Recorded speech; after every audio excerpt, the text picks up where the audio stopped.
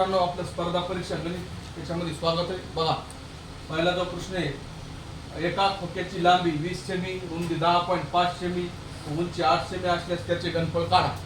आता बघा, इथं आपल्याला काय विचारले, खोक्याचे घनफळ. आता याचं आपल्याला सूत्र माहित असणं आवश्यक आहे. बघा, आता इथं काय करायचं आपल्याला,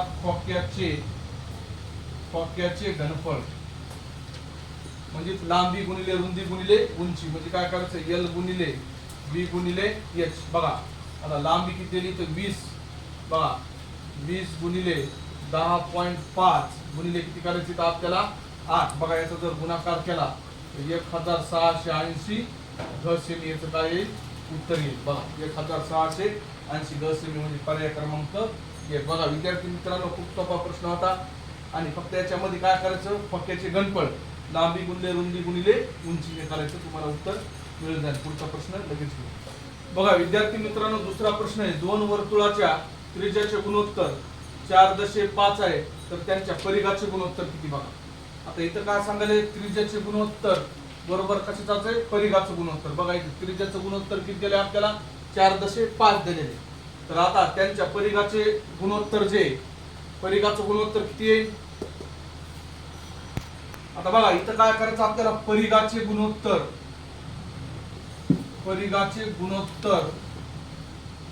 बरोबर काय करायचं आपल्याला, त्रिज्येचे गुणोत्तर.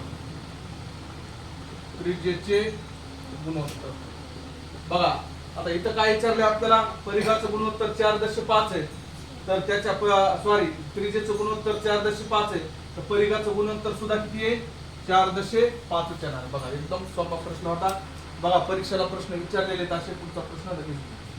बघा विद्यार्थी मित्रांनो, तिसरा प्रश्न आहे, दोन चौरसाच्या बाजूचे गुणोत्तर 2.5 आहे, तर त्यांच्या क्षेत्रफळाचे गुणोत्तर. बघा, आता हे जे प्रश्न आहे, तुम्हाला प्रश्न तोंडी निघत आहे. आता चौरसाचे क्षेत्रफळ तुम्हाला माहिती आहे काय, चौरसाचे क्षेत्रफळ काय, बाजूचा वर्ग. आता इथं आपल्याला काय दिलं, दोन चौरसाच्या बाजूचे गुणोत्तर दिले. पहिल्यांदा काय करायचं, 2 चा वर्ग किती येते 4, आणि पुन्हा काय करायचं, 5 चा वर्ग किती येते 25. बघा, 4.25. बघा, म्हणजे तुम्हाला पेन सुद्धा टाकवायची गरज नाही. बघा, म्हणजे तोंडी उत्तर निघते, लक्षात राहू दे. काय करायचं, इथं चौरसाच्या बाजूचे गुणोत्तर 2, 2 चा वर्ग 4 आणि 5 चा वर्ग 25, म्हणजे पर्याय क्रमांक किती हे 4. बघा, एकदम सोपा प्रश्न होता. पुढचा प्रश्न लगेच घेऊ. बघा विद्यार्थी मित्रांनो, हा प्रश्न खूप महत्वाचा आहे. आता 5 लिटरचे, बघा 5 लिटरच्या 40% अल्कोहोल असलेल्या द्रावणात बघा 3 लिटर पाणी मिसळल्यास नवीन द्रावणातील अल्कोहोलचे प्रमाण किती टक्के. तुम्हाला याची एकदम शॉर्टकट मेथड मी सांगणार आहे. आता बघा, 5 लिटरचे आपल्याला इथं काय करावं लागेल, 5 लिटरचे 40% बघा, बरोबर इथं 5 अधिक 3 बरोबर किती होईल 8. बघा, आता इथं काय करावं लागेल आपल्याला, 5 चे 40%, तर x चे किती करावं लागेल आपल्याला, x चे 8%. बघा, आता एकदम सोपं आहे. 5 गुणिले, बघा 5 गुणिले 40 भागिले 8. बघा, आता 45, 5 5 25. बघा, किती आलं 25%. तुम्हाला याच्यामध्ये एक शॉर्टकट मेथड सांगतो. बघा, त्याचं उत्तर तुम्हाला डायरेक्ट निघालेले.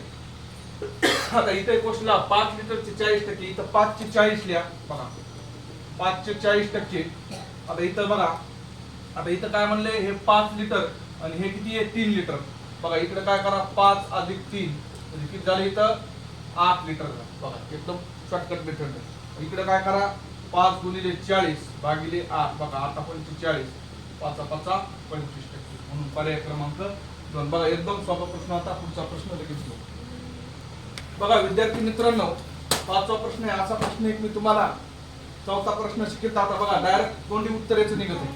बघा, 5 लिटर पाण्यात 5% प्रमाणात ऍसिड. बघा, आता 5 लिटर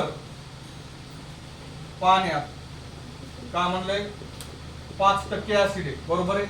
मग आता 5 लिटर आणि हे 5 लिटर. बघा, 5 आणि 5 किती करायचे इथं, 5 आणि 5 10. आता लक्ष द्या, आता 5 चे 5% काढा. बघा, 5 गुणिले 5 भागिले 10, 5 5 25 भागिले 10. बघा, 2.5%. बघा, तोंडी उत्तर निघते.